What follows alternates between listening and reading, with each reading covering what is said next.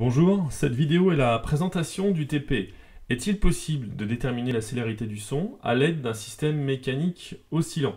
Un TP est proposé lors des séances de mécanique au sein du BTS, Technique physique pour l'industrie et le laboratoire, du lycée Grandmont de Tours. Un grand merci à Patrick Blanchedeau pour la présentation de l'oscillateur de Ruckart, support de cette manipulation. TP expérience de Ruckart.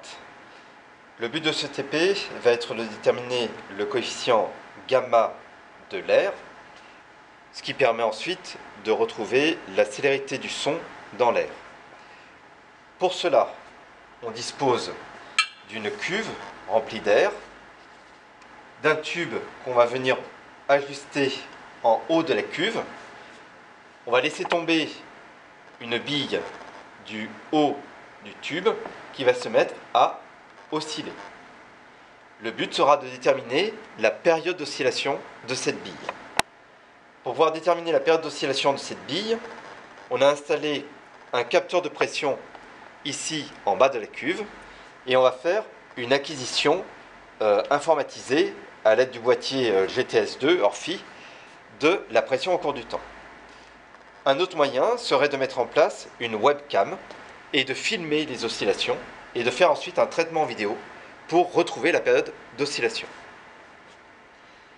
Les difficultés de cette expérience, c'est que la bille doit comprimer l'air et par conséquent d'avoir un diamètre qui doit correspondre exactement au diamètre intérieur du tube. Mais en même temps, la bille doit faire au moins une ou deux périodes d'oscillation et donc doit avoir peu de frottement. Et par conséquent, ne pas toucher la paroi du tube en verre. On doit donc jouer sur la température de la bille. On doit la manipuler toujours avec les mains propres.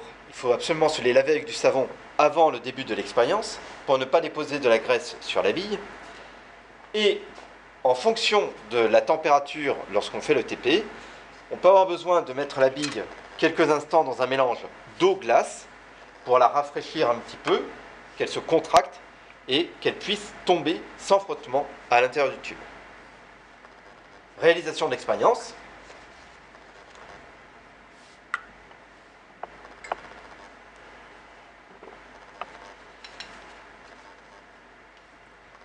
On bouche ce qui empêche la bille de tomber.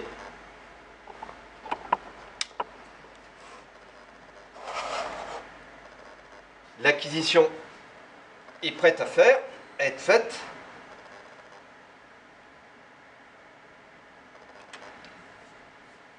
Et là, ici, la bille est tombée sans oscillation. Comme vous le voyez, le résultat n'est pas toujours à la hauteur des attentes. Aussi, charge à vous de prendre toutes les précautions nécessaires pour bien mettre en évidence les oscillations et déterminer ainsi la célérité du son.